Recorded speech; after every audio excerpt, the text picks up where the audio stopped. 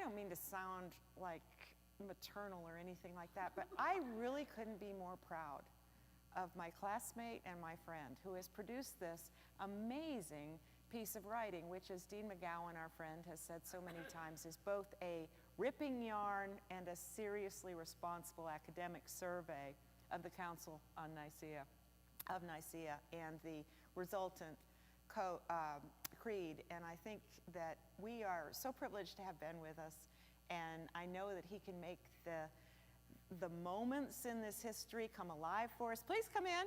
Please come in. And also, everybody, we have food. Our in-house chef, Emily Wigatow, who rents our kitchen, is preparing our Friendsgiving dinner for tomorrow night. So if you don't have tickets to that, please talk to Valerie about tickets for tomorrow night. But also get a snack if you'd like to have a snack. And please feel informal about it. You're welcome to rise at any time and pick something up. But without further ado, Ben Wyatt, we are so glad you're here. Thank you. Think you very much. Am I, okay, that sounds like I'm coming through, right? I think you're audible. All right, good. I've never been told that's a problem, so. We all got to know each other pretty well in our first weeks of seminary, and this probably isn't as weird for those who didn't go back at the age of 55, right, as a second career person. But it was really interesting, and Ben emerged like in a nanosecond as being really, really thoughtful and well prepared academically, but also really funny and a great guy. You can't hear me at all? Duffy is working on that. Well, let's just... Oh, you have a mic. I do. Yeah. I do have a mic. So, Duffy, let's... Well, here, Duffy's working on getting Duffy's it working figured on it. out. So I think this is good that we're just in soft time right now, because I don't want you to miss a word of what Ben has to say. I'm completely expendable. So let's just... And Della always emerged as a very kind presence in our class, as you can, I'm sure you all know. Yeah. But I think we'll vamp for a minute until we make sure. And also, I want everybody to know that this line you see up the side of the center aisle, I call a sacrament, as it is an outward and visible sign of an inner grace. That is our memory to ourselves that we have a TD loop. We have a copper hearing loop. So if any of you have a hearing aid, please set your hearing aid setting to T, and you will hear us once we get the sound system set right in your hearing aid. Sound system set to T. Yeah? Are we good? That sounds almost... Okay. Can people hear me? Okay. Okay. I don't want to waste any of Ben's words until people can hear. The other thing that we'll do tonight is Jerry has 3x5 cards and pencils. So if anybody has questions and hasn't picked up a 3x5 card and a question or a pencil to write down a question, let us know about that. Yeah? And then we're just going to let Ben go all off leash and and just run around the room and share the counsel with us. Well, thank you so much for the invitation, and thank you so much for the trust, because it's always a dangerous thing to invite a preacher and then let them off the leash and say, "Oh, just talk as much as you want." You know, but I'll try to keep things. I'll try to keep things brief, and I think you and I will sort of have a conversation as this goes on. And I think the idea is, if I say something you're curious about or have questions about, just write that down on the index card while I'm yapping, and then we'll go through them sort of once it's done. But yeah, this book really, in some ways, started with our shared experience at seminary. But it took me a long time to sort of get around to the writing of it, because a lot of it, the seed kind of had to germinate in my parish ministry experience. And what I found after I'd graduated was I've always been kind of a very curious person, and I was looking for an excuse to keep reading texts from all of these ancient Christians that I'd loved reading in seminary. And as I was working in parishes, I found that people had a lot of questions about the Nicene Creed. Some of them were, some of them were kind of more logistical questions, like why do we say the Nicene Creed on Sunday and not the Apostles' Creed? And why do we say the Apostles' Creed for morning prayer and evening prayer, right, and for baptisms, and not the Nicene Creed? And it turned out the answer to that question was fairly simple. We say the Nicene Creed on Sunday because Sunday is supposed to be more celebratory. And in the Episcopal Church, celebratory often means longer.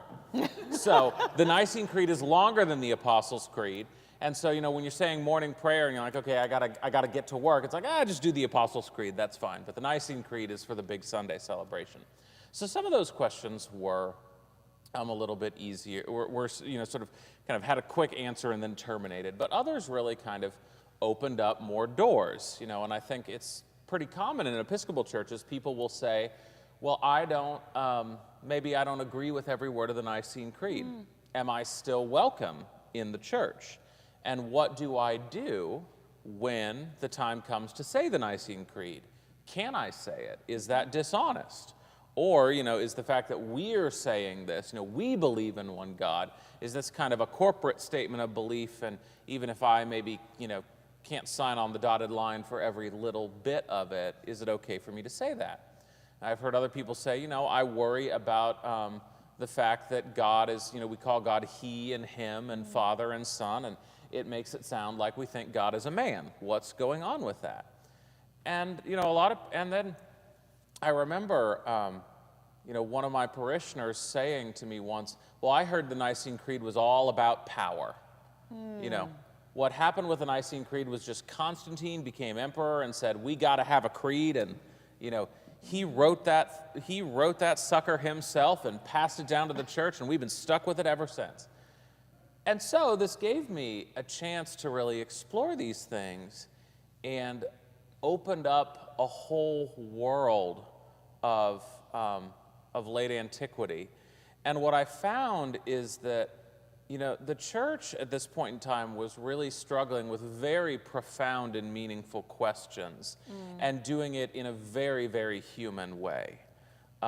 So just to sort of give you a teaser, I found things like one of the defenders of the Nicene Creed said you could call God Mother and it would mean exactly the same thing as if you called God Father. In the mid-300s AD, someone was saying, well, Mother, Father, it doesn't really make all that much of a difference. I would never have known that you could find that, sort of that early in the Christian tradition. I found one of the Nicene Creed's greatest opponents had a reputation for working miracles. And I thought, how on earth does a guy who can work miracles manage to lose the debate over the Nicene Creed? Can't you just call down fire from heaven and prove your point?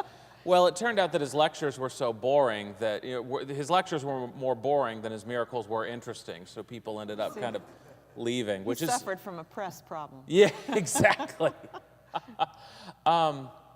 And more on it, I just found how incredibly and irreducibly human everybody was in this whole story, and how very few of them were any good at their jobs. There were a few who were good at their jobs, but not many. And and there were some really surprising examples of incompetence. So to kind of just lay out the story that's in the book in a reasonably short period of time, I want to back up to kind of the generation before Constantine.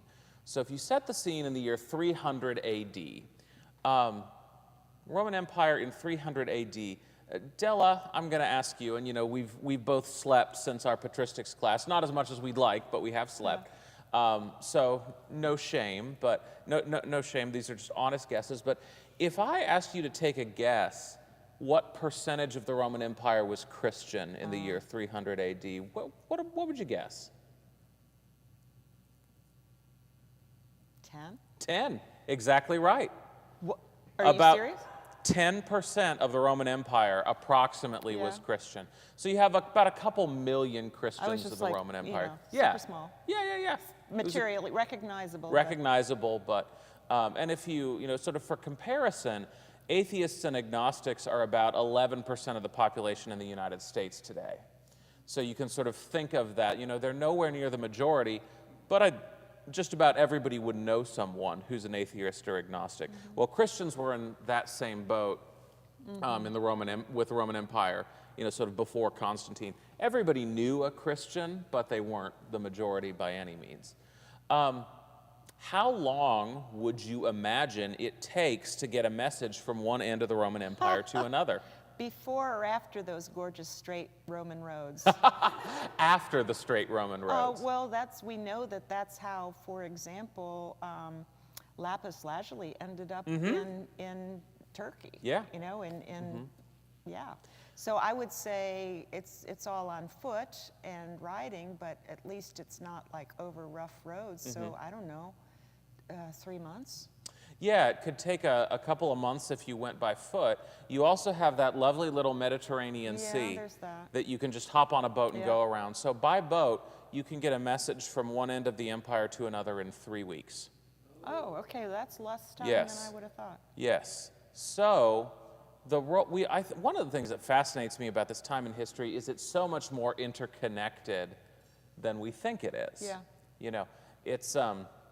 It's really a lot more like our modern world than I think we give it credit for being. That people in England know what people in Turkey are doing. You can't just hop on a plane and be there in a matter of hours, but they know what each other's doing, and they've learned how to communicate kind of around that time frame. So into the middle of all of this, Christians are in a place where they're able to communicate with each other.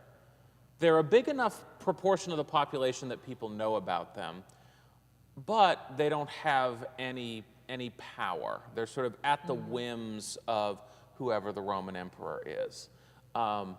Christianity was illegal at this point in time. Right. The reason but it was sort of, I guess, what you could almost, I hesitate knowing that I've got a JD in the other chair to say this, but it was sort of like a high-level misdemeanor in most cases. In that the problem with Christianity was not that they worshipped this god of the Jews. The Romans were quite happy for you to worship as many gods as you wanted. As long as you have As long as highest. you also worship the Roman gods, yeah. Or the emperor. The emperor who was considered to be a minor deity in the Roman pantheon. So obviously they didn't like that very much, that Christians weren't willing to do that. Most of the time, the administrators had better things to do than hunt down Christians for not making their yearly sacrifice, because that's all you had to do. You had to sort of go to the marketplace on a specific day and drop a few grains of incense in the bowl, and then everybody was like, yay, you worship the empire, see you next year. But occasionally when you needed a scapegoat, Christians made a good one. And right a little bit before the year 300 AD, Christians became a massive scapegoat. The emperor at the time, whose name I won't trouble you with, launched what is known in church history as the Great Persecution, in which he ordered that Christian churches were to be burned to the ground, along with all their Bibles and sacred documents. Their riches, what little they had, was to be confiscated for the Roman treasury, and Christians were to be captured, and either they would recant their faith, or they would be tortured and eventually killed. Now, as so often happens in the Roman world, the emperor can say something, but it's up to those underneath him to execute it. And so what we see happen is this very kind of unnerving situation in which some Roman officials carry out this persecution to the letter. And we know particularly in the eastern half of the empire, there are all these really, really horrific persecutions. And then in the west, it's really not enforced very much at all. And yet, there is this shadow of fear that all Christians are living under, because it could happen, right? At any time, there's a law on the books that you can be drawn up and killed. I mean, imagine what it would be like to be a Christian and your neighbor comes over angry because you haven't mowed your grass long. in most recently, or just some kind of small dispute. And you got leverage. Right. And now instead of thinking, well, I can, I don't have to do what my neighbor wants. It's like, what if they turn me in? And and even if my proconsul doesn't want to enforce this decree, what if they're having a bad day? Right? And so there is this profound fear that seizes the Christian church for about 10 years before the persecution is called off. And then something very striking happens. We go within the span of 15 years from this empire-wide persecution and the killing of Christians to the very first Christian emperor, Constantine. And Constantine's an interesting guy, and he gets his own whole chapter in the book, and he's a fascinating figure, but that would take us down too many rabbit holes here at the start. If you want to know about Constantine, use your 3x5 cards, and I'll answer whatever questions you have. But, what I think you see happening is the church has gone almost overnight from this afflicted, persecuted minority to being the religion of the emperor. And what happens over the course of time is that the church starts to unpack a lot of its baggage from the trauma of that persecution and its doctrine, right? So, and these two are interlinked, because one of the questions that I often get about the Nicene Creed is, why does any of this matter? It seems like Jesus is, it seems like it's all about, sort of the role of Jesus vis-a-vis the Father, and what does that have to do with loving God and your neighbor? What does that have to do with our ethical obligations as Christians? Well, I think it actually has quite a lot, and maybe sort of by the end of my ramblings I'll get there if I don't forget to mention that. But more to the point, I think it's so important to remember that the Christians who live under Constantine have been asked to die for the name of Christ. And even if they haven't, and even if they didn't actually die, they had to live with the threat that they might die for 10 years. And one of the things that we know psychologically about the way trauma works is that oftentimes sort of when you're in the middle of the traumatic experience, you can't process it. Parts of your brain just kind of shut down in order to devote resources towards getting you through that horrible experience. And so it's often only after the traumatic experience that you begin to actually kind of make sense of what's happened to you. And as the church kind of grows, we start to see these two kind of rival trends emerging. One of them says, okay, the reason we were asked to die is because we were monotheists, because we believed in one God, and that God was not the Roman emperor, and it was not Jupiter, and it was not Hera, and it was not Bacchus, it was not any of these people. And, we Christians, we believe in one God, and that God is the Father.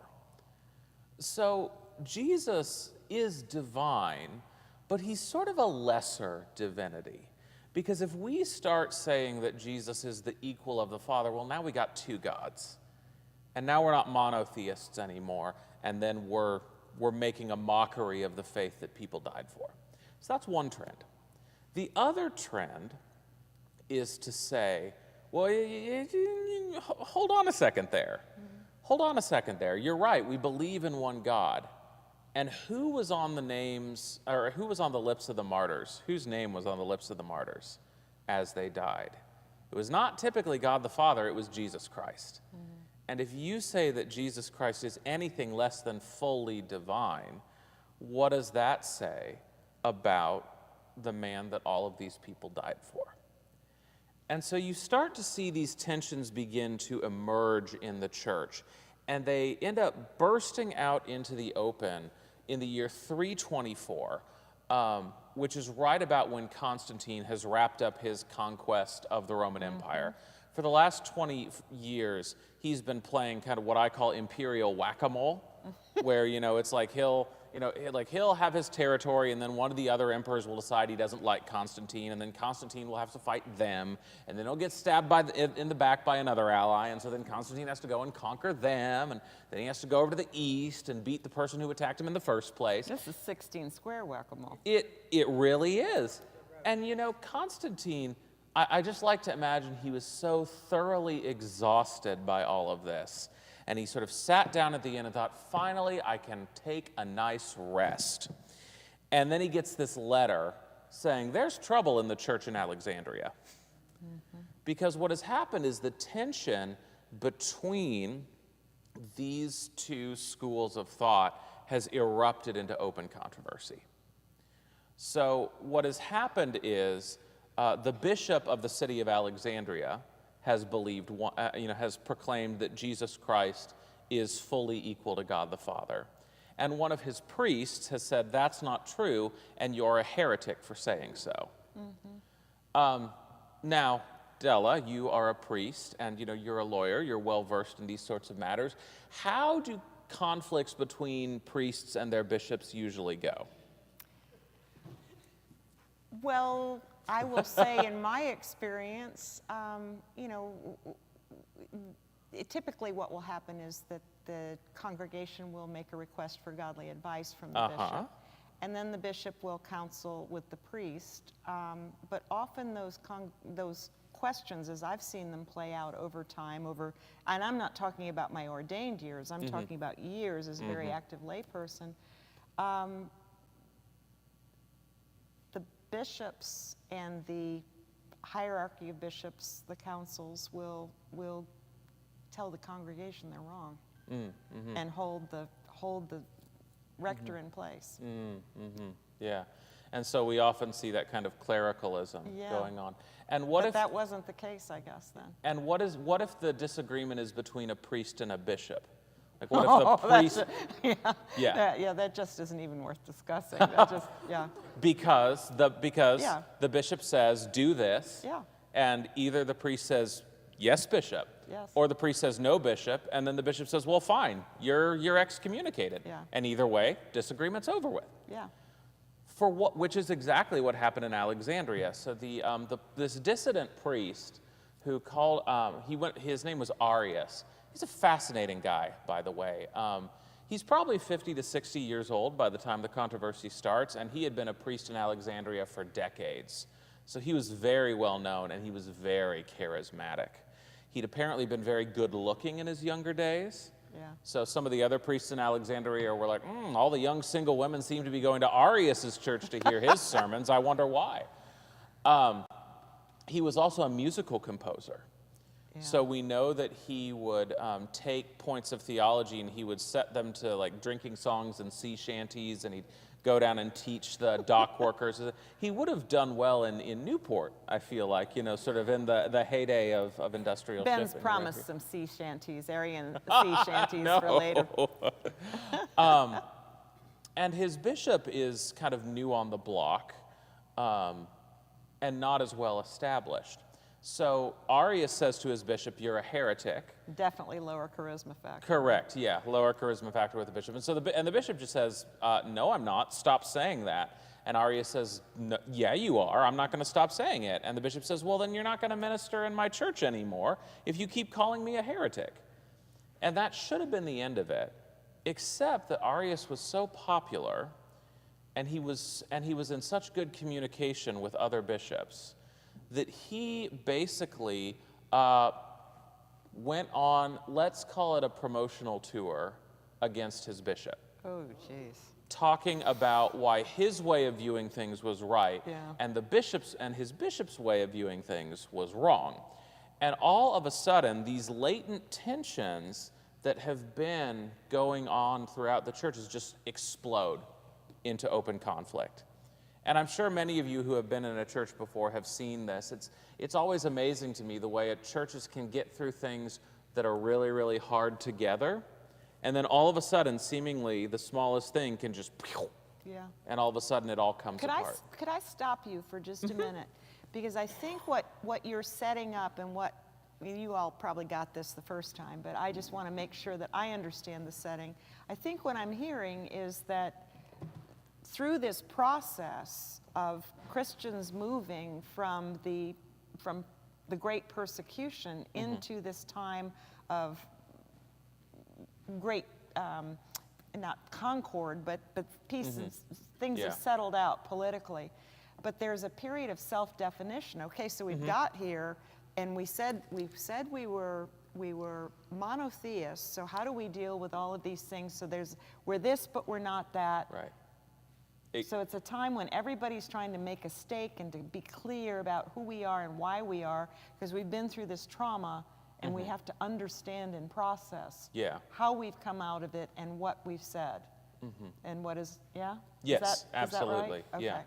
And it's obviously Constantine's adoption of Christianity is such a two-edged sword because it's the beginning of this cozy allegiance of church and state power that we've been struggling with ever since. And on the other hand, you can't process trauma without some degree of safety. Right? So if Christians had just continued being under threat of having their heads chopped off, they never would have had the chance to reflect more deeply on these things. And sometimes this is why, when I'm in Bible study, people, let's say we're reading some of the letters of Paul, and people will say, well, why didn't Paul say this, that, or the other, or why didn't he answer these questions I have? It's because he was busy getting run out of town by the idol workers who were mad that he was crushing their business. And he didn't have time for that. And that doesn't mean there's anything wrong with asking those questions. I think it's important and it's good. But we can't put too much importance on his failure to address those points. Correct, exactly. Yeah, There are I think situational reasons. Yeah, I think it's important to understand sort of both sides of the coin, right? So, what happens is Constantine does something that had never been done before. He says, I am so sick and tired of this fighting. I am going to summon every single bishop in the Roman Empire, and I'm going to put them all in a room and tell them to figure this out. There are about 1,800 bishops in the Roman Empire at that point of time who are all told, you have won an all expenses paid trip to the town of Nicaea, which is just 40 miles away from the new imperial capital. You can see the sights, the beach isn't that far away, you can relax in your evenings to come to this great and wonderful council. How many, Della, I'm just curious, again, I'm putting you on the spot for these guesses, but there's no pressure. How many of those bishops would you say accepted that invitation when presented with an all-expenses-paid vacation from somebody who seemed like the greatest hero of all, who delivered them from the great persecution, the first Christian emperor? How many of those bishops do you think said yes? 18 out of 1,800. I was just trying to figure, with all that conflict going on, there may have been holdouts. Was there posturing like in Lambeth 22? I would say probably. Oh, there's so much posturing. Yeah, so much posturing. I would say, was it 50? Somewhere between 200 and 300. Okay, so not even 50%. Oh, 50%? Yeah. Oh, no. He got about 1 out of every 6 bishops to say yes. Okay. So the next time you're annoyed that more people haven't RSVP'd to your dinner party, just remember, even Constantine could only get 1 out of every 6.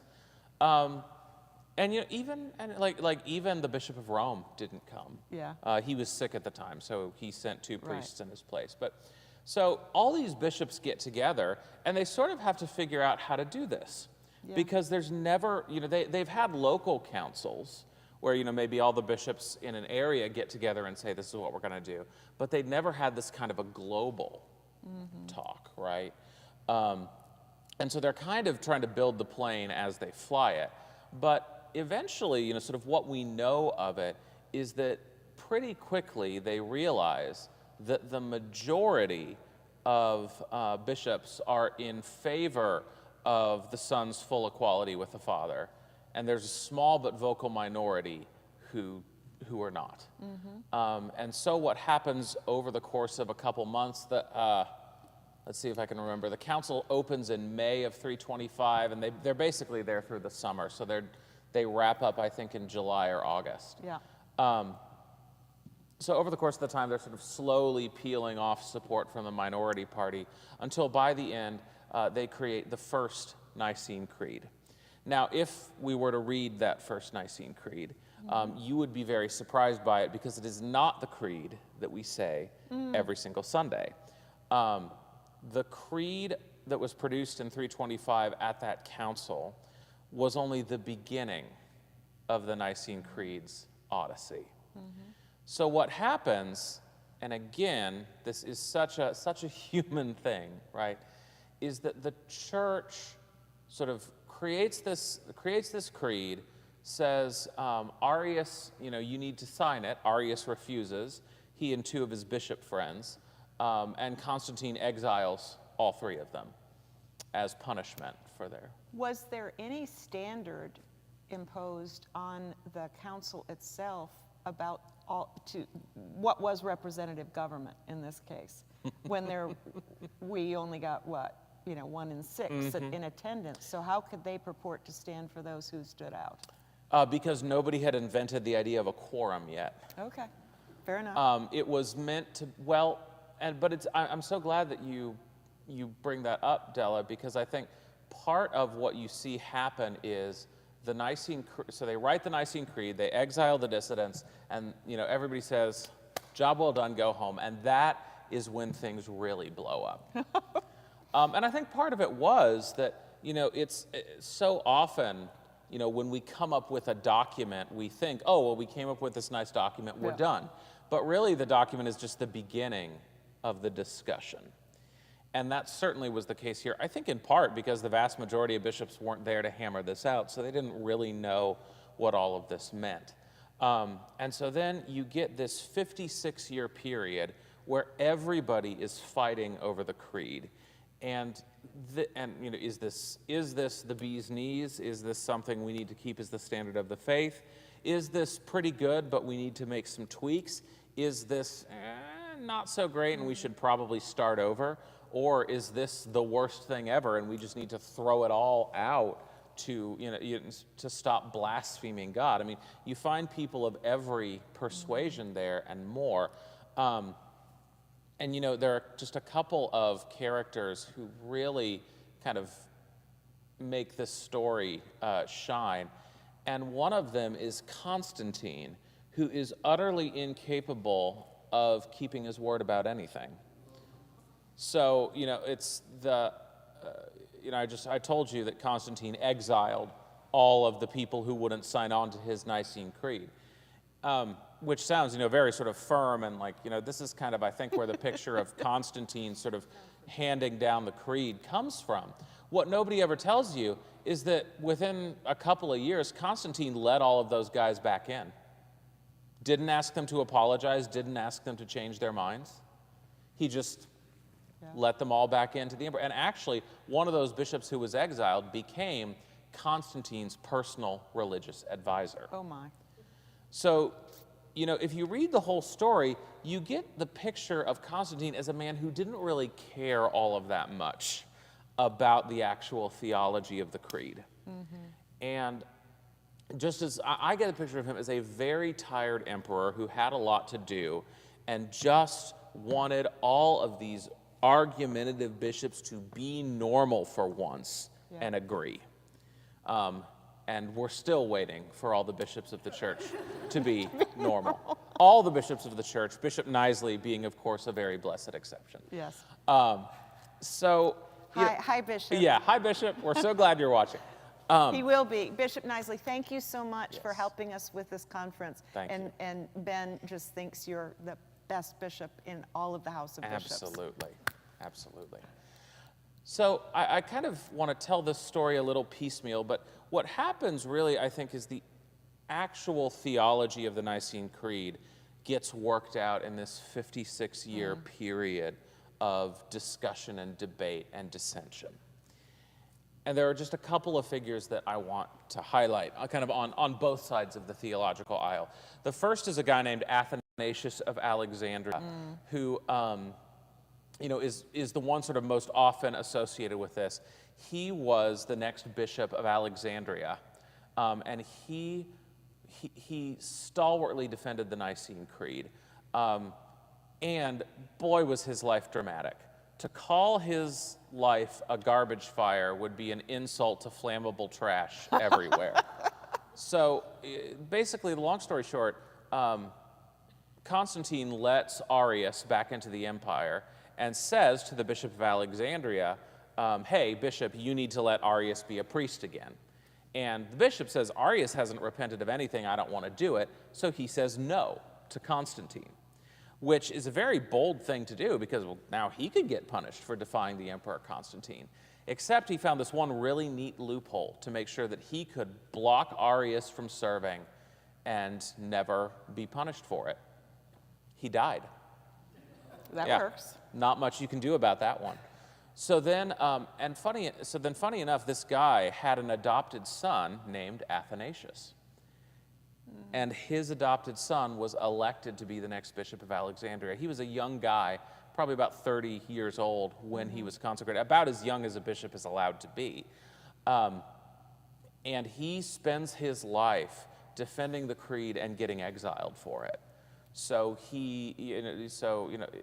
long story short, he also does not want to let Arius minister, and so he blocks him.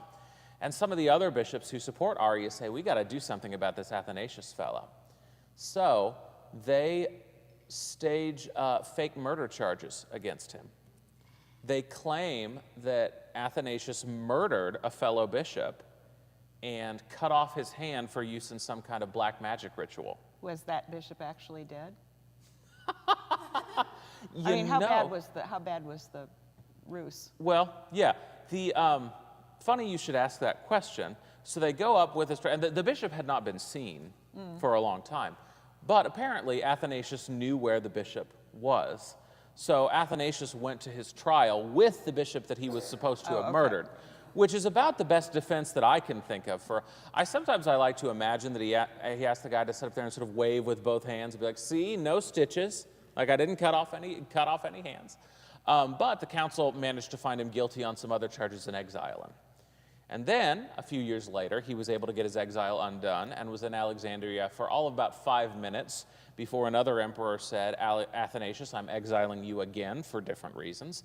Then there's a universal decree that says all the bishops that were exiled are now unexiled. And so Athanasius says, hooray, and goes back home. And then he gets a letter addressed to him personally that says, not you, buddy, get back into exile. And this poor man gets exiled 5 times defending the Nicene Creed. And just the tenacity with which he defends this really tells us something about how important he thought it was. And I want to talk a little bit about sort of the question that kind of circles around, that everybody's kind of circling towards. Because it all comes to be around one particular word in the Nicene Creed. And that word in Greek, you may have heard it before, is homoousios. And in the Nicene Creed, we say in the Episcopal Church on Sundays, it's translated in English as of one being with the Father. Greek is a lot more compact than English. So, they can say homoousios, we have to say of one being. But they have more syllables per word than we do, so I guess it all comes out in the wash. At any rate, what sort of this word is trying to get at is something like this. Is the Son more like Superman or more like Batman? Obvious, right? No, let me explain what I mean.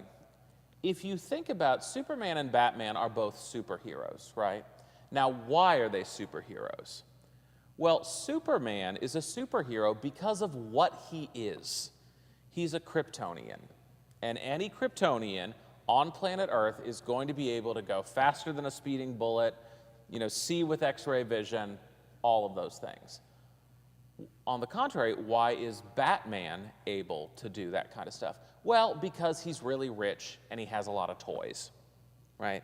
So Batman can go faster than a speeding bullet if he's in the Batmobile. You know, Batman can see with X-ray vision if he's got X-ray goggles on. But none of that has to do with the kind of being that he is. He's just a person, right? He's just a person at the end of the day. And so Arius's party says, look, Jesus Christ can do a lot of godlike things. We're not denying that. You know, he can forgive sins, he can do miracles, he can do all that, of course. But he only does it because God sort of gives him permission. It's not because he is of one being with the Father.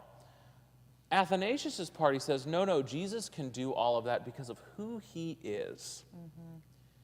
And ultimately, sort of what you can kind of see emerging in the dialogue is this question of when Jesus Christ was walking around on earth, what were we experiencing? Was that God in the flesh, or was that an emissary? Was that a messenger, but not God in the flesh? And you know, that is something that That's a huge stake. It is. And it's a huge stake on so many levels. It's, to me, it says a lot about the character of God. You know, does God say, I am going to get down into the muck and mud and mire of earthly existence with you, and we're going to sort this whole sin problem out? Or does God say, why doesn't somebody else go handle that? Right? It matters. And, you know, I think sort of getting back to that question of what does it matter in terms of the ethics of it all, you know, in Matthew 25, the parable of the sheep and the goats, many of you probably know, Jesus says to those on his right side, come, you who are blessed of my Father, inherit the kingdom that's prepared for you, right? And why? Why do they get this? Because when I was hungry, you fed me. When I was thirsty, you gave me something to drink. When I was naked, you clothed me. And they will say, Lord, when did we see you hungry, thirsty, naked? And he says, truly I tell you, whatsoever you did for the least of these, you did for me. In other words, the least of these that we are called to serve are the images of Christ. Now ask yourself, what does that mean for our call to love our neighbor if Christ is not fully divine? Then we don't really have the image of God in another person. We have the image of like a sort of God-ish thing that's, you know, great, you know, kind of nice and all that stuff, but not the full-fledged divinity of God the Father. I mean, the idea that there's something sacramental about serving other people, right? That in encountering another person, even someone very different from you, you are seeing the face of God. That's a Nicene insight. Yes. I don't think you get that without Nicaea. And so Athanasius, for a long time, is kind of the one carrying this torch. We know there were others who did as well, but none of them yelled as loud about it as Athanasius, so he was the main one. And then, you know, as so often happens, you get the second generation that comes through, the generation that was sort of born after the Council of Nicaea and was raised in this controversy. And they're the ones who wind up taking it to its conclusion. And again, just to talk for a little bit about the pro-Nicene side, there were three figures that all were related. They all knew each other. And in fact, two of them were brothers. And together we call them the Cappadocian Fathers. You don't have to remember Cappadocian Fathers. There's no quiz after this. But you know, they were all from this same region, I mean, Cappadocia today in Turkey. I mean, you can go there. It's a tourist destination. They like to do little hot air balloon rides around there. No hot air balloon rides for the Cappadocian Fathers. They were far too busy reading and being nerds. All three of them were incredibly important in church history and are still read even today. Their names are Basil the Great, Gregory of Nyssa, and Gregory of Nazianzus. I like to call them Basil and the Gregories because that makes it sound like they were some kind of band. My patristics professors wouldn't have liked that very much, I don't think. Why did you leave Macrina out? Because we don't have any of her writings. Yeah, but she was behind the other two. She was behind She her was. brothers, and we never talked Absolutely. about Macrina. Sorry, Yeah. guys, but that's just... Oh, no, it's wonderful. Shout out to the ladies. Yeah. Macrina. Yeah, and I'm so glad you asked that question, because it's when I get, what role did women have, if Yeah. any? And there are a couple of women who are really important in the story. This is not a time and place in which women were allowed to have sort of formal leadership roles, but that doesn't mean they didn't lead. One of the most important... She was in the middle between Basil and the brother. Let's go with that, because I don't remember. Yeah. And so, I think she was somewhere in there. So, two women who are really important to this story. One is Constantine's mother, Saint Helena, who was responsible for his sort of favorable disposition towards Christianity at an early age. Found the one true cross. Found the one true cross, of which there are enough pieces to sort of build a battleship today. But the other one that you'll see is Macrina, as you mentioned. And Macrina, she's the sister of Basil the Great and Gregory of Nyssa. Gregory of Nyssa, that's right. And she ends up being a huge influence on them both, which Basil the Great will never admit to, but Gregory of Nyssa admits to quite openly. And I've always loved this about the two of them, that Gregory will talk about how Macrina taught him so much of what he knew, and how she taught the older brother Basil what he knew. If you read Basil the Great, he'll tell you, this kind of elegant story about how, I was training to become a lawyer, but then, God appeared to me and the vanities of the world seemed like nothing, so I became a priest because I wanted to do this. And then his little brother will say, yeah, actually what happened is our sister read him the riot act and said, Basil, you need to be in church helping with all of this stuff, and then Basil did it. So. Thank you for entertaining my point, Ben. I really appreciate it. And I think that is lovely that we can raise that, because I think it is true that. And it gets to one of the questions that I often get asked about, like, why do we always call God Father and Son? And there's never any feminine language in there. And Gregory of Nyssa has this really close relationship with Macrina, and he actually writes a book in which Macrina plays the role of Socrates, the great philosopher. And the way the book is set is Macrina is on her deathbed, and Gregory is grieving the loss of his sister. And Macrina says, okay, come on, let's talk this through. I'm going to be okay, and so are you. And she comforts him with this kind of Socratic questioning. And so he really sets her up as a teacher. And it is not for nothing, I think, that Gregory of Nyssa is the one who says what I told you earlier, who says, look, God doesn't have a body, so God is neither male nor female. We call God Father because it's the traditional language, it's what Jesus said, but you could call God Mother and it would mean the exact same thing. I don't believe that it's a coincidence that he could acknowledge the importance of his sister, and he was the one to flat out say, yeah, you can use these terms and it's perfectly fine. Perfectly fine. But Basil, his brother, comes off looking not so great in that story. He's a little sort of hoity-toity, and he was. Basil was also a really, really good bishop. One of the things I love about Basil is that he is trying to build these alliances for the Nicene Creed. And at the same time, he's doing everything you would want a clergy person to do. He builds the first hospital of its kind in the ancient world. And it's sort of a combination of a hospital and a homeless shelter. And Basil the bishop would put in shifts.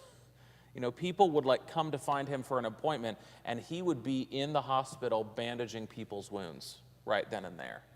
And this is somebody who went to, he had basically an Oxford education by the standards of the day. He was so well-trained, well-educated, and was in many ways at the height of society. And for him, there was no contradiction between going into all of this highfalutin theology and this very humble service. Basil was also somebody that monks would come to for advice. And one of the pieces of advice that monks came to him for was, well, how should we be doing this monk thing? Should we be living by ourselves alone in the desert, just, praying all the time? Or should we be in a community? And I've always found Basil's answer so profound. He says, oh, you should be in community because you need other people to annoy you. He was like, how on earth are you going to be humble if there's nobody around to wound your pride? Yeah. How on earth are you going to be patient if there's no one there to test your patience? Yeah. And I just think that is such a beautiful statement of something that it's easy to forget, Yeah. right? You know, and you have a beautiful church here, and, you know, my church back home is beautiful as well. And I think there can be such an impulse to say, well, this is beautiful, and the way we keep it beautiful is by freezing it, right? By sort of, you know, making sure we control entrance and exit. We know everybody who's there. And of course, you know, building security is important, don't get me wrong. But there is something about the Christian faith that requires you to be going out into the community and bringing the community in and having those kinds of relationships that I think are just so very important. And so you have folks like Basil and Athanasius who are kind of defending the importance of the Nicene Creed. And they, over the course of these 56 years, what they start to realize is that the exact words that we use are not as important as the intent behind those words. And this is what really, in my view, this is why the Nicene Creed succeeds and its opponents fail, is because its defenders say, okay, there are people who don't like the word homoousios for all kinds of reasons, but still think the Son is equal to the Father. We need to be talking to them. We need to be sort of building connections and relationships and alliances. Basil, you know, did a lot of outreach to people who said, well, I'm pretty sure the Son is equal to the Father, but I don't know about this Holy Spirit. I'm not sure do we need a Trinity? Can't we just have a binity? And, you know, of course we couldn't, because that's silly. Who would call it a binity, you know? But the point being, Basil was trying to reach out to them.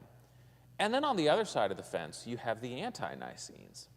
And there's one guy in particular who fascinates me on their side. His name was Eunomius of Cyzicum. Eunomius was also a bishop. Interestingly, he was also from Cappadocia, same place as these four great Cappadocian fathers. Sometimes I like to think of him as like, you know, kind of like on the plot of your favorite soap opera, the evil twin who comes back that everybody thought, you know, didn't exist. It's like, there's a fourth Cappadocian and he's here to ruin it all. You know, Eunomius really had a cult following and actually established a network of churches that existed long after his death. People who were close to him really thought the world of him, and he was linked with a bunch of bishops who had a reputation for doing miracles. So how on earth does that fail? And I think there are a couple of reasons, some of them sort of very personal and some of them more historical. One of them is Eunomius's absolute lack of anything resembling people skills. At one point, Eunomius preached a sermon that was so offensive to his congregation that he actually had to leave the city for a while because they were, We've all had bad days, but that's rather extreme. Right. Yeah. Yeah. Are you familiar, tell me if this is a Midwest thing, but are you familiar with the idea of tarring and feathering? You know? Yes. Like when the snake oil salesman comes to town, you tar. Well, let's just say the tar wasn't at a boil yet, but it was warming up. So he was like, I think I'm gonna go take an extended vacation for a while. So that was one thing that had to do with it.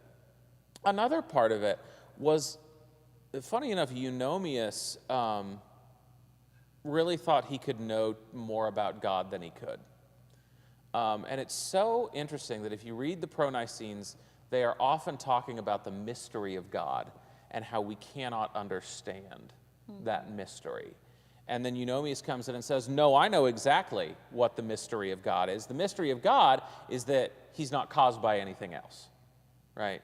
He's unbegotten, and that is the essence of God.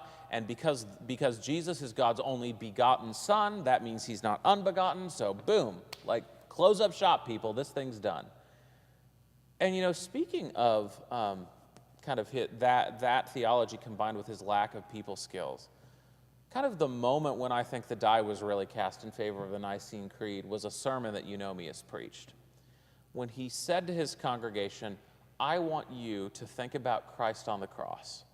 I want you to think of him naked, beaten, starving, and then I want you to tell me that that's the highest God. You can't possibly do that. The implication being God could never be that pathetic.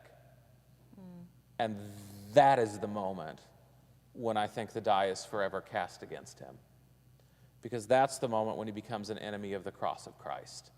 And Christians start to really realize, no, what happened on the cross was God's ultimate solidarity with us. That was when God became closest to us. How dare you say that that makes Jesus anything less than divine? And how dare you imply that anything less than God in the flesh could be crucified and forgive his tormentors at the moment they were crucified? How dare you imply that anything less than God in the flesh could have endured that and never broken? So it sounds like the conversation and the disagreement actually surfaced the issues that led to the thread that pulled it all together. Exactly. Which, and this is certainly something, sometimes I tell the joke that, I've written this book. It's been out for about 5 months now, and I've been speaking on it, and I am almost to the point where I understand what my own book is about, Yeah. Because it's a process, right? And in that process of reading and rereading, you start to learn more about what the underlying issues really are. And I think kind of the issue underneath the Nicene Creed at bottom has to do with that question of when Jesus Christ was walking among us, who was that? Was that God in the flesh, or was that something else? And so, I think theologically there are reasons why the Nicene Creed prevailed. I think politically, the other reason that the Nicene Creed prevailed is because its enemies were not interested in forming alliances. One of the things about a guy like Eunomius, who thinks he knows all the mysteries of God, is he thinks he can convince you that he knows all the mysteries of God. And if you disagree with him on anything, well, then you're a heretic too, and you should be excommunicated. And so what you see over time is sort of the pro-Nicenes, who actually are probably a minority at the start of it all, they start to sort of grow and grow and grow and build their coalition, whereas the anti-Nicenes are sort of splintering left and right and fighting against each other as much as they're fighting against the Nicene Creed. And so there's kind of this long period of 56 years where they're all fighting, and it so happens that the Roman emperors keep, sort of getting killed in various and sundry ways, so none of them are really around to kind of enforce a solution. And then by the time 381 rolls around, the new Roman emperor, a guy named Theodosius, calls a council, and the view that prevails is actually kind of this moderate consensus that says the Nicene Creed as it was originally was pretty good, but we need to make some alterations. And they do. There are a couple of concessions in there to the Nicene skeptical crowd. The line, his kingdom shall have no end. That was something the Nicene skeptics wanted in there. And even that statement, that I began with that, well, there's one God and it's the Father. What's the first line of the Nicene Creed? We believe in one God, the Father, the Almighty. And of course, that old homoousios word is still in there too. And that creed, for whatever reason, the church seems to have settled on it pretty quickly. So, there's this kind of paradox. If you write the document that you think settles it, it turns out that's only the beginning, and then after you've argued about it for 2 or 3 generations, now you're finally ready to settle it. Yeah. So how do you answer your congregations when they have these conversations and when they ask you, what does it mean to say this? And what if I feel that I'm not being candid with myself and whole and integrated before God? How do I address the Nicene Creed? So how do you talk about that after this whole conversation of getting through all of the politics that surfaced the one being and the nature of Christ when Christ walked among us? How do you answer those questions? Yeah. A couple of different ways. One of them is that I say, it's in the Episcopal Church we say, we believe, not I believe. And I think of the Nicene Creed as sort of our statement of values. And just like, you don't have to necessarily sign on the dotted line of every single thing an organization believes in order to be a part of it, you don't have to sign on the dotted line of everything the Episcopal Church teaches to be in the pews on Sunday. I also tend to get curious about, well, what is your concern with the Nicene Creed? And a lot of times what they're concerned about is not something that was actually on the minds of the people debating it. So, for example, they might say, well, I don't believe in the virgin birth. And I'll say, okay, well, that's not what they were fighting about. They put that in there because the Bible says that Jesus was born of a virgin. But if you don't feel like you need to believe everything that's in the Bible to be in church, then you don't need to believe this either, because they just copied and pasted that from the Bible. Other times it's, I don't like the Father-Son language, and then I'll tell them, well, one of the great architects of the Nicene Creed says you could use mother and it means the same thing. I've never had somebody say, well, I just really think that homoousios language is, really Right. not quite the way What to go. was And really at I'm stake more is of a not what's homoiousian myself than a homo. That has not come up. But oftentimes, I think it becomes the starting point of a conversation. Yeah. And that, we are always trying to express, more fully the truth about who God is. And there's no creed and there's no human statement that can do that justice. And the Nicene Creed has been this incredible source of unity among Christians for 1,700 years. And I mean, if you think like Protestants and Catholics, even in the midst of the Reformation, when they were killing each other, they would go on Sunday morning and they'd say the same creed. It's really kind of incredible that this was the thing they held on to. Yeah. And I think that's really worth paying Well, careful a attention unity to. that was forged, not a unanimity, but a unity that was forged out of conflict and Yeah. out of surfacing issues.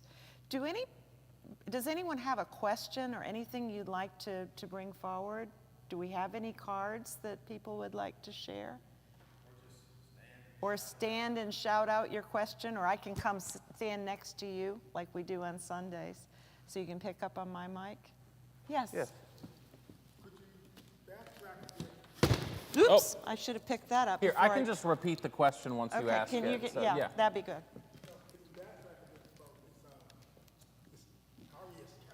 Because if my memory serves me right, he was saying that he was, I guess, banished or exiled, Yes. but then he was let back. Mm-hmm. Okay. Yeah. Were his real issues with that Jesus was actually the flesh, and flesh alone, Mm-hmm. Yeah. and he didn't agree with the rest of the church that Yeah. was saying that Jesus was the Son of God, that he was divine as well. Ah, yes, excellent question. So the question is, can you backtrack a bit and tell me more about this Arius guy and what he believed? So remember, Arius is the sea shanty composing, good-looking heretic of Alexandria. We don't know a ton about Arius's life, but we know a couple of things. We know he studied with a guy, so Arius's teacher was a guy who was martyred in the Great Persecution. So we know Arius had a lot of street cred because he'd studied with a martyr. We also know that Arius was a poet. So, and we actually have some extracts of one of his poems that he called "The Feast," and it was supposed to be sort of the feast of his theology. And then part of your question was, what did he actually believe about Jesus? So here's what Arius would have said. And what he says in his poem is, we worship a trinity of unequal glories. So meaning there's a trinity with the Father on top, then the Son, then the Holy Spirit below. And he wants to be really, really clear about that order.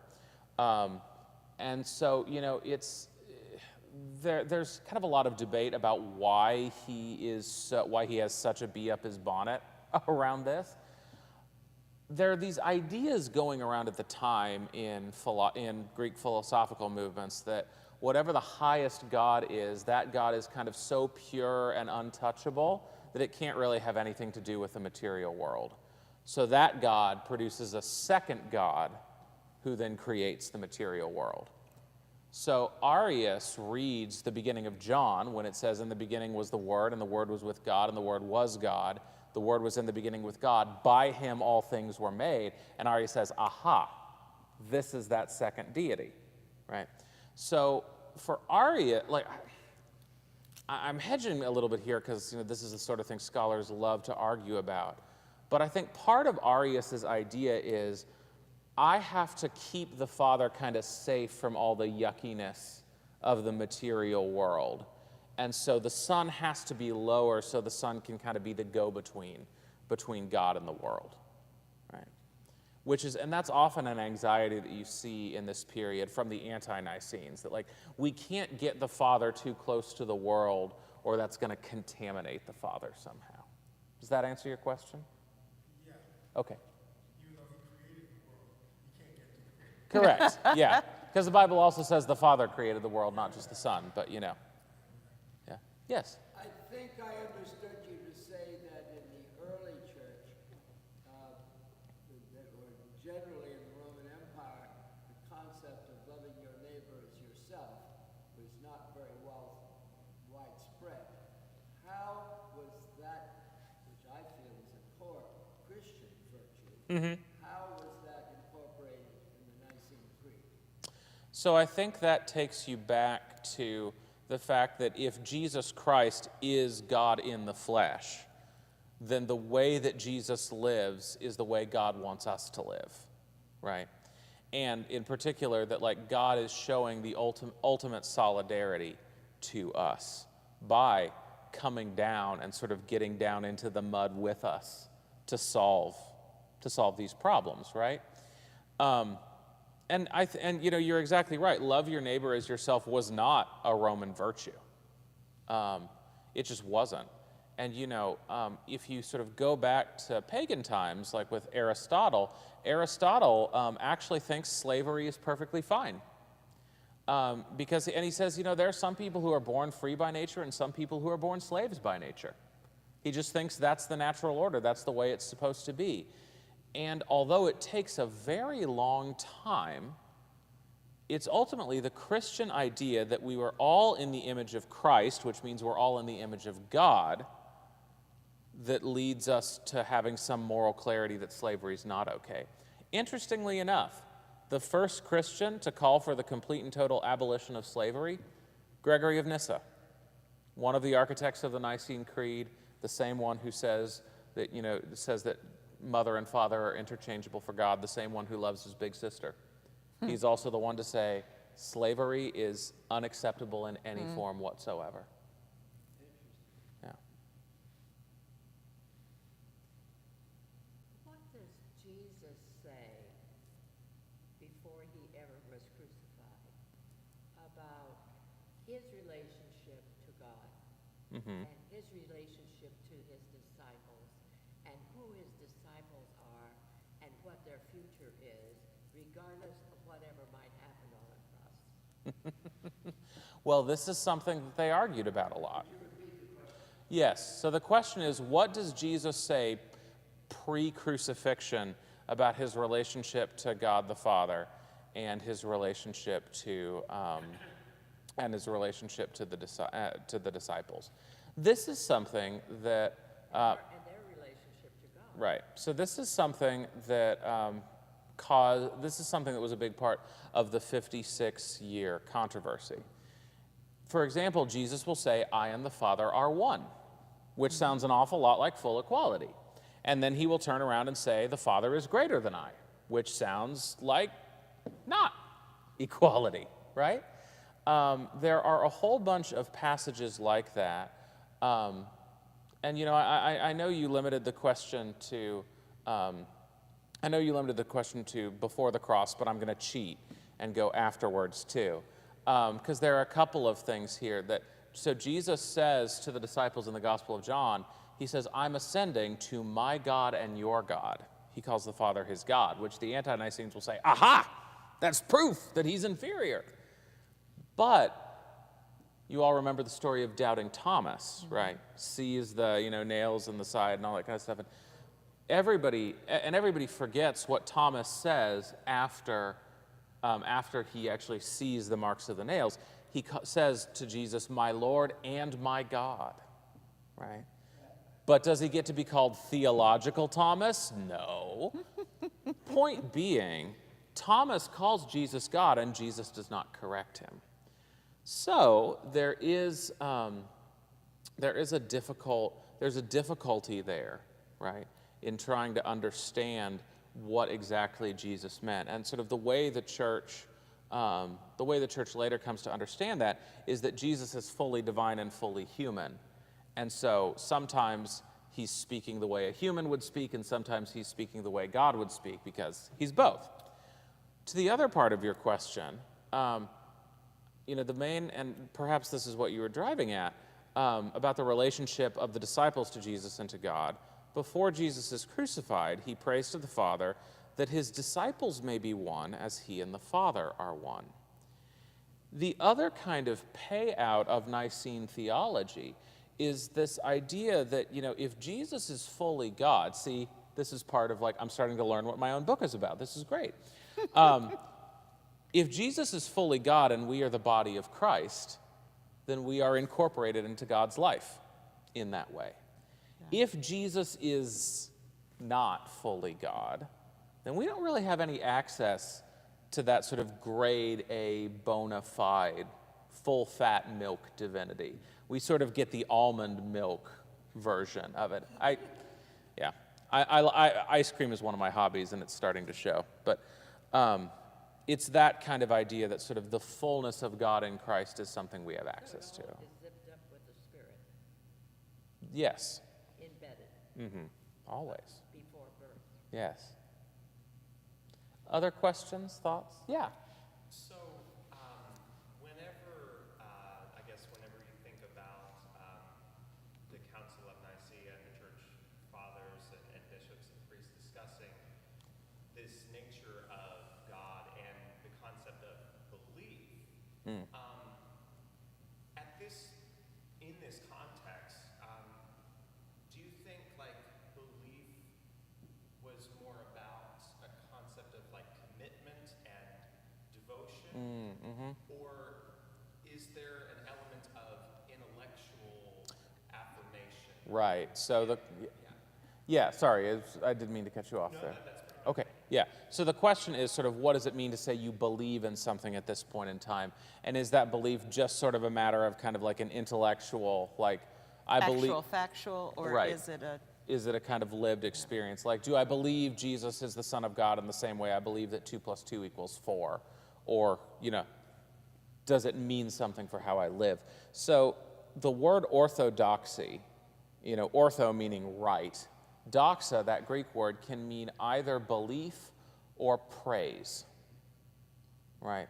So another way of translate, so you could translate orthodoxy as right belief, or you could translate it as proper praise of God. So the way I sometimes think about this is, and this is, again, I'm a minister, so I tell long, rambling stories sometimes. This one's not that long, but it is rambling. I've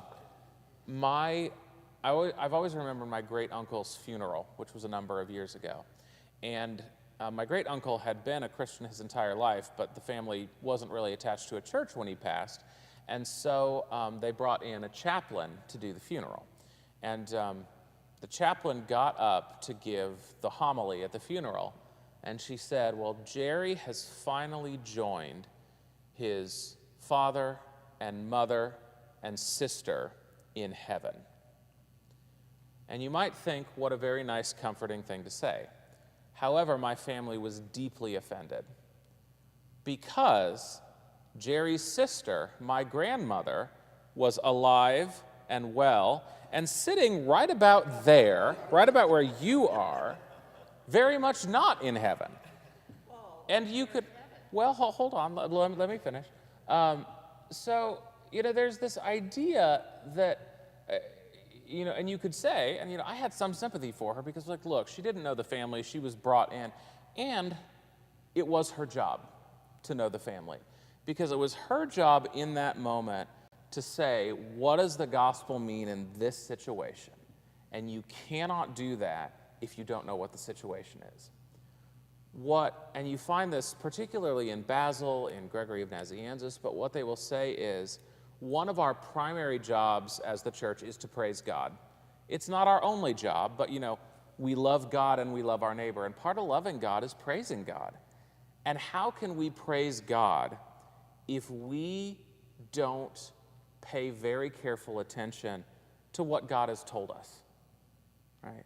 Nobody's going to get mad at you for not praising what you can't possibly understand. Right? So it's not like they're saying we can know the truth about God, but they're saying, look, if God went to a lot of trouble here. He came down, he lived among us, he spent 30 years learning to be a carpenter, he did a lot. We should understand who God is and who this Jesus Christ fellow is so that we can do our job properly. Because if we can't do that, we can't do our job properly. Yeah. Is that a fair question? Yeah. Other questions? Yeah. You spoke of Athanasius of Alexandria. And is that the Athanasian Creed? Yes. Although he did not write the Athanasian Creed. He didn't write it. I know we don't use it in church or anything, but I went to a church that used to use it periodically.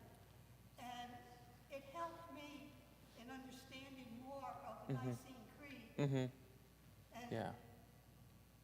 I'd love to hear it every once in a while. Yeah. Instead of just trying to read something that's printed in minuscule print.